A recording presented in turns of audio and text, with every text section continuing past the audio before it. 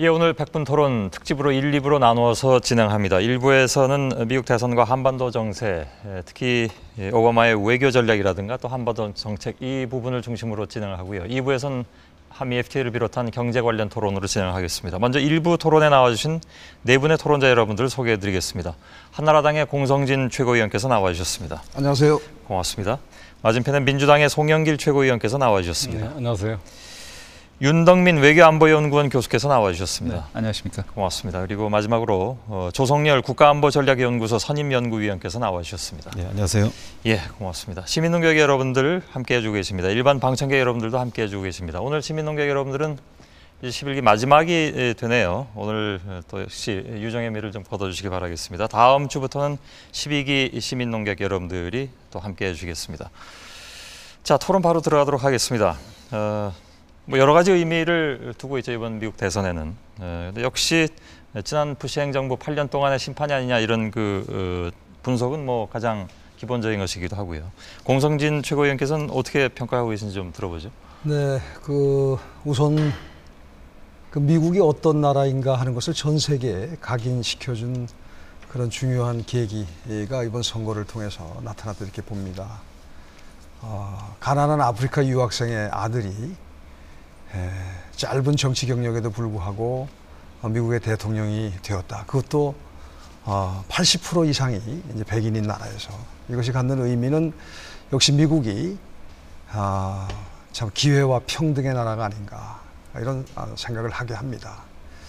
이것이 갖는 의미는 이외에도 구체적으로 많이 있겠습니다만은 지난 80년도에 이제 등단한 그 로널드 레이건 대통령 이래 참 미국과 전 세계에 소위 그 보수주의 이념이 지속적으로 확산이 되었습니다만은 예. 그것이 어느 정도 이제 제동이 걸리고 이 오바마 후보 이제 당선자입니다만은 이분을 통해서 보호무역주의라고 할까요?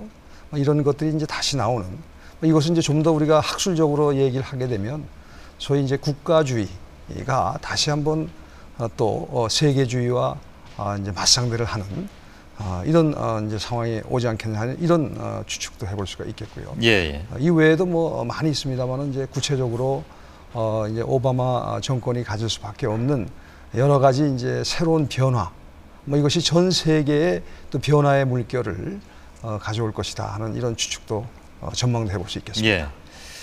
우리가 거기에 어떻게 대응해야 되냐 하는 문제가 오늘 역시 토론의 핵심이 될 수밖에 없을 것 같은데요. 송영길 최고위원께서는 어떻게 보십니까?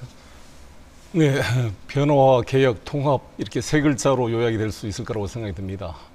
일단 통합의 메시지로서 이 오바마 후보는 여러 가지 그런 인종이 모여있는 미국이라는 사회를 하나로 통합시켰을 뿐만 아니라 전 세계적으로 문명과 인종의 차이를 넘어서 통합의 메시지를 제시한 상징적 사건이 됐다 이렇게 생각을 합니다. 그리고 이것이 이라크전과 이 금융위기라는 두 가지 큰 배경 속에서 그동안의 시장 만능과 탈규제, 이러한 무분별한 그런 금융산업에 대한 제동과 변화의 필요성, 그리고 이라크전으로 표시되는 미국의 그 일방주의적 외교 정책의 수정, 이것들이 상징적으로 표현이 됐다 이렇게 생각이 듭니다.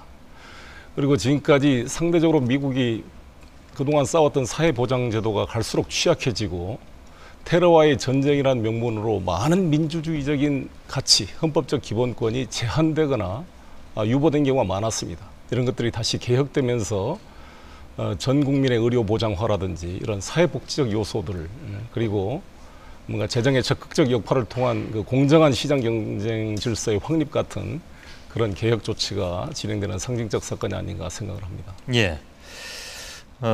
뭐 선거 슬로건은 변화였고요. 모두가 아시는 것처럼. 근데 변화가 어디서부터 올 것이냐. 제가 오늘 그 외교 전략 문제를 먼저 좀 다루기로 했습니다만 미국을 제외한 바깥 다른 나라들에서 일제히 관심을 갖는 것은 역시 외교 전략의 변화일 텐데요. 그 부분에 대해서 과연 그러면 어떤 방향으로 나갈 것이냐.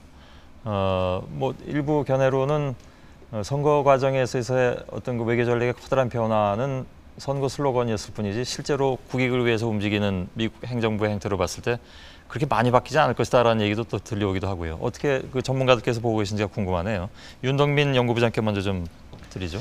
사실 지난 그 부시 정부의 8년간을 회고해 본다면은 전쟁이 굉장히 중요한 하나의 사안이었다고 봅니다. 테러와의 전쟁이라는 명목하에 그 이라크 전쟁도 있었고 아프가니스탄 전쟁도 있었고 그래서 이러한 전쟁을 어떻게 책임 있게 종결시키느냐의 그런 과제가 또 전쟁 후유증을 어떻게 극복할 수 있느냐. 그래서 미국이 베트남 전쟁 후에 여러 가지 후유증을 겪었습니다만 그것을 해결하는 모색해야 되는 그런 과제가 있을 것이고요. 예. 그리고 보다 더 중요한 문제는 지금 미중유의 금융 위기를 가지고 사실은 한 나라가 이 문제를 해결할 수 없는 상황입니다. 결국 국제 협조 체제를 만들어서 흔히 지금 G20라고 일컬어지는 그런 협력 체제를 만들어가면서 공동으로 대처하는 그런 방안들을 모색해야 되기